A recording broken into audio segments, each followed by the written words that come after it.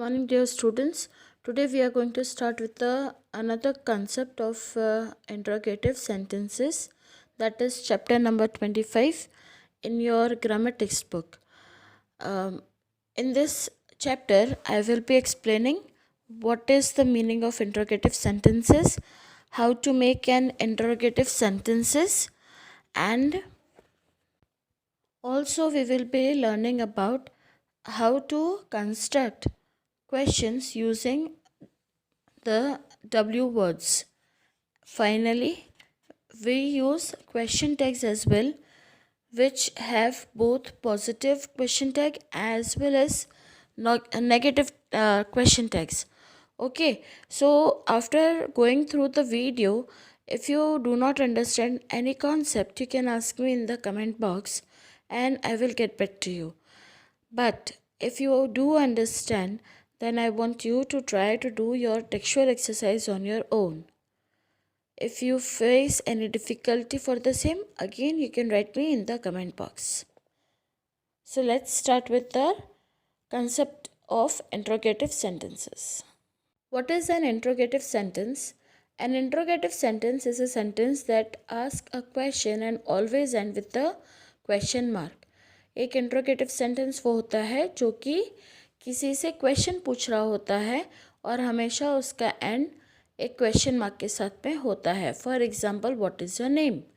I am seeking an answer for, आपका नाम जानना चाहती हूँ इसलिए मैंने पूछा है what is your name, and मैंने फुल स्टॉप की जगह पे क्वेश्चन मार्क का यूज़ किया है. Let us understand N interrogative sentence in little depth.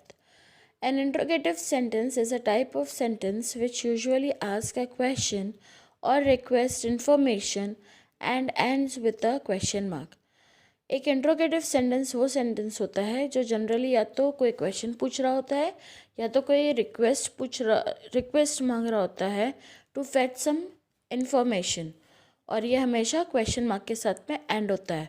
An interrogative sentence usually begins with a question word such as what, who, where, which or how. Generally कोई भी interrogative sentence W word से use होता है, जैसे कि what, who, where, which या फिर how. An auxiliary verb such as do or does, can or would. अगर आप कोई ऑक्सिलरी वर्ब यूज़ कर रहे हैं जैसे कि do, does, can या would, तो आप हमेशा वो स्टार्टिंग में ही यूज़ करेंगे. ठीक है, हमेशा सेंटेंस के स्टार्टिंग में यूज़ करेंगे. For example, do you speak English? मैं जानना चाहती हूँ क्या आप इंग्लिश बोल सकते हैं? तो क्वेश्चन मार्क से एंड किया और डू हमने स्टार्टिंग में लगाया. Okay, now how to make an interrogative sentence. अब हम सीखेंगे कि हम एक इंट्रोगेटिव सेंटेंस कैसे बनाएंगे. The form of verb B. ठीक है, बी यानी एम, इज़, आर, वॉज, वर, ये सब बी के फॉर्म्स हैं. तो जनरली एक सेंटेंस बनाने के लिए हमारा रूल होता है, सब्जेक्ट होता है, वर्ब होता है, ऑब्जेक्ट होता है.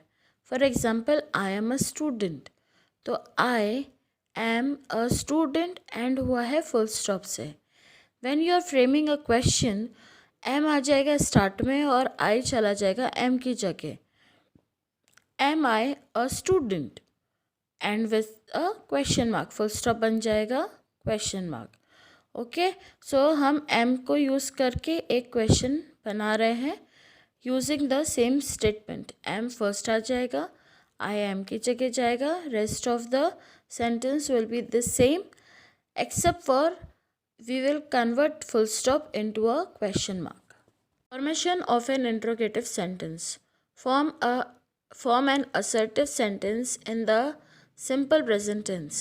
अगर हम एक सिंपल प्रेजेंट टेंस के सेंटेंस को एक क्वेश्चन फॉर्म में चेंज करना चाहते हैं तो हम किस तरीके से करेंगे.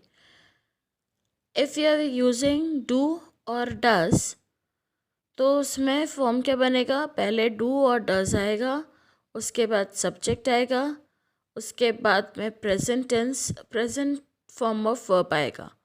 ठीक है, और एंड होगा क्वेश्चन मार्क से. For example, does Meera sing verb का फॉर्म आएगा, ठीक है, base form. So does Meera sing a song ends with a question mark. From an affirmative sentence that contains the auxiliaries. अगर कोई ऑक्सिलरीज यूज़ की गई है सेंटेंस में, जैसे कि इज, एम, आर, हैज़ और हैव, ठीक है, कैन, मे, विल, शैल, अगर ऐसा कुछ यूज़ किया गया है तो हम पहले ऑक्सिलरी यूज़ करेंगे, उसके बाद सब्जेक्ट और उसके बाद में rest of a sentence ending with a question mark. Is she a doctor, that is our interrogative sentence. तीसरा, अगर हम कोई इंट्रोगेटिव सेंटेंस एक नेगेटिव सेंटेंस में से बना रहे हैं तो हम हमेशा अपना क्वेश्चन यूज़ करेंगे डोंट या फिर डज नॉट से. Don't you want to come with us, क्या तुम हमारे साथ नहीं आना चाहते, तो डोंट हमने पहले यूज़ किया है. तो अगर आपको किसी सेंटेंस में इज, एम, आर, वॉज, वर नहीं दिया है तो हम उसको डू या डज से चालू करेंगे. अगर पास्ट टेंस होगा तो आप इसको डिड से चालू करोगे, ठीक है. अगर कोई सेंटेंस में इज, एम, आर, वॉज, वर दिया है तो आप पहले इज लगाओगे, उसके बाद में बाकी का सेंटेंस लिखोगे. एंड फाइनली अगर आप एक नेगेटिव सेंटेंस में से इंट्रोगेटिव बना रहे हो तो पहले डोंट या डज का यूज़ होगा, उसके बाद में बाकी का सेंटेंस आएगा ending with the question mark. Now understand interrogative sentence with question words. Interrogative sentence may also be begin with words like when, where, why, who, whose, etc. अगर आप ऐसा कुछ यूज़ कर रहे हो तो हम कैसे बनाएंगे क्वेश्चंस. तो इसका रूल है क्वेश्चन वर्ड यानी कि when, whose, where, which ऐसा कुछ word plus first word of verb जैसे कि डू, डज या डिड, फिर सब्जेक्ट एंड बाद में बाकी का sentence. Okay, so let us see the example. When does your father leave for work. When, फिर डज, फिर your father leave for work. Okay, where do you live. Whose drawing won the prize. Which serial is the most funny. Now we will understand about using the question tags. We did this question tags. We learned about question tags when we were very young. Question tags are very easy to frame because अगर आपका sentence positive है तो आपका जो question tag होगा वो negative होगा. वो कैसे होता है वो हम आगे देख लेते हैं. Let us understand this. अगर आपका सेंटेंस पॉजिटिव है, for example your name is Adam, तो हम नेगेटिव क्वेश्चन कैसे बनाएंगे. एडम के बाद कॉमा लगा के इज़ दिया हुआ है तो इस की जगह पर हो जाएगा isn't it ends with a question mark. Your name is Adam isn't it question mark. अगर हमारा जो सेंटेंस है वो पॉजिटिव है, I am a girl, I am a girl, am है तो am not and question mark. Okay, फिर negative sentence है. अगर आपका कोई सेंटेंस नेगेटिव है जैसे कि यू डोंट लिव हियर, तो आप उसका क्वेश्चन टैग फ्रेम करोगे पॉजिटिव में, do you ends with a question mark. ठीक है, I will tell you one more example. Amita is very brave.